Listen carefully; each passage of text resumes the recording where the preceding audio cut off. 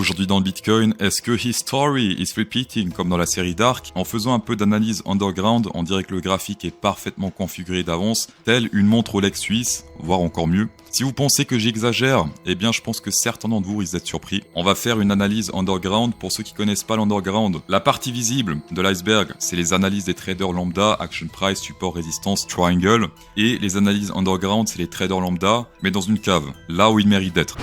Non, je rigole, on a tous commencé un jour. La partie underground, c'est la partie cachée de l'iceberg. Donc les données et infos importantes que le trader lambda ignore. Je vous dévoilerai donc une info underground dans cette vidéo. Je proposerai également du Bitcoin en weekly, daily, du on-chain et du Ethereum price. Et on va checker tout ça dans cette vidéo.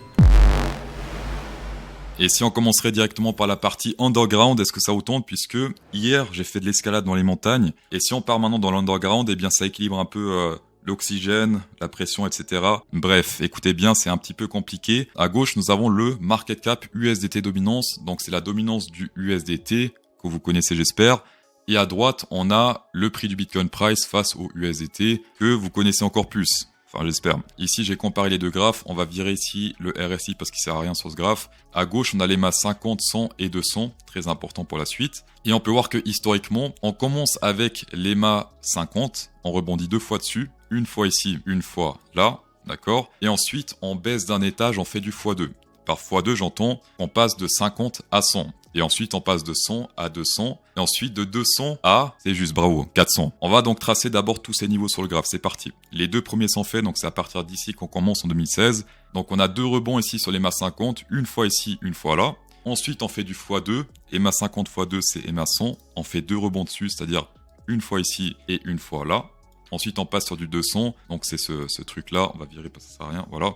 Celui-ci, une fois, deux fois. Et ensuite, on passe sur du 400 qui est plutôt récent puisqu'on n'a pas encore beaucoup de data pour du EMA 400. Maintenant que nous possédons ces données underground que personne ne regarde, faut-il encore savoir que faire avec? D'accord? Donc maintenant, ce qu'on fait, c'est qu'on compare tout ce bordel à gauche avec tout ce bordel à droite. Commencé en 2016 où c'était plutôt neuf, mais où ça a déjà fonctionné puisqu'ici, le premier rebond sur les EMA 50, c'était pile poil ici. Et on a fait, il me semble, environ 30% de crash. C'était ici 33%. Le deuxième EMA 50, c'était ici. On a fait un 38% d'après les souvenirs. Parfait, 37. C'est ici où le cycle a commencé à se former. Les crashs étaient déjà là, mais c'était pas vraiment des crashs. D'accord? C'était plus des corrections. 30%, c'est pas rien. 30% juste pour réaliser un petit peu.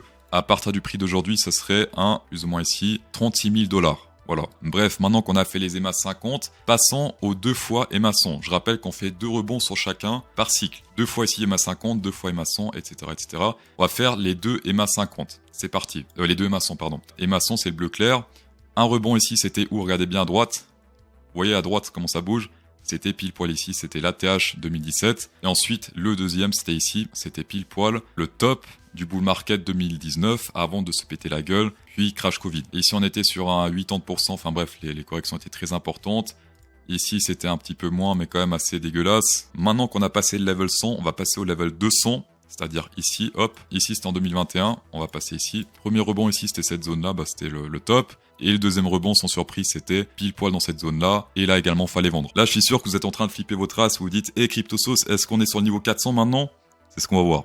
Eh bien non, pas du tout. On vient de péter ici le niveau EMA 200, donc c'est ce bleu-là. Et le niveau 400, c'est celui-ci. Donc, une fois qu'on s'approchera de ce niveau, eh bien attention parce que historiquement, c'est du TP, voire même de la sortie. Plus on descend doucement, eh bien plus on aura de temps pour atteindre cette target. Depuis le top ici jusqu'au niveau actuel, on est sur un 46. Du niveau actuel jusqu'à l'EMA 400. On est sur un 33%. Alors ça veut pas dire qu'il reste encore 33% de hausse sur l'action price, mais qu'on a fait théoriquement selon ce graphe déjà plus que la moitié du trajet. Mais bref, ici avec un mouvement de 44%, 45%, on a fait un mouvement sur l'action price de 239%, donc il y a de la marge. Un pouce bleu pour cette donnée underground ferait extrêmement plaisir puisque normalement c'est pas des trucs qu'on montre comme ça à tout le monde. Pour les intéresser depuis quelques jours, maintenant, je balance un mail underground par semaine. Je le fais bien sûr gratuitement, mais seulement pour ceux qui viennent avant le 29 du 2 2024. Donc, c'est gratuit à vie. Pour ceux qui viennent avant, pour les suivants, eh bien, sélection naturelle. Donc, en gros, c'est un mail underground par semaine. Développe ton trading underground chaque semaine. Reçois ton premier mail trading underground directement après avoir cliqué sur Go. Donc là, le premier, vous le recevrez directement. Et après, c'est un par semaine. Pour aller sur cette page trading underground, c'est très simple. En description, sous les bonus, on va directement passer en daily.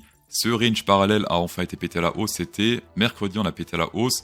reteste et pour l'instant on dirait que c'est un rejet de nouveau à la hausse, donc très intéressant cette zone. Plusieurs signes de force dans cette zone, également sur le Open Interest on voit que ce support, enfin ex-résistance s'est transformé en support, pété à la hausse, reteste, pété à la hausse, reteste également. La target c'est bien sur le top de ce range et pour l'instant on est sur un minimum 60 000 $. Niveau risque récompense on tente un 2, on met ça plus ou moins sur le centre du range ici et on met ça sur le top. Aujourd'hui ce serait un 2 pile poil, même plus que 2, et plus on monte avec le temps, plus la récompense augmente, et c'est ça que j'aime bien avec les Power Range ascendants, c'est que le temps est notre ami, plus ça prend de temps, plus la target est élevée, et plus le risque récompense augmente en notre faveur. Autre perspective également pour ceux qui traitent les ranges qui sont un peu plus serrés, pour l'instant on est sur une résistance, et si on pète ce truc à la hausse, aujourd'hui, demain, peu importe, et bien road to, ici ça serait, hop, plus ou moins 57 000, donc on n'est pas sur les 60 000, mais on reste sur une target très intéressante. Risque récompense pareil, 2 et plus c'est top. 1,5 minimum, 2 et plus top. Et 3, ça commence à donner un peu risqué. Sauf si le trade monte avec le temps et qu'on teste pas cette résistance suivante. On va passer à la distribution des 50 $ sur BingX. Bravo la team plus qui a gagné de justesse. Le gagnant se print à l'écran, bravo à toi. Et la question que tout le monde se pose, est-ce que jeudi 9h du mat, le prix du Bitcoin Price sera au-dessus des 52 392 $ ou sous ce prix?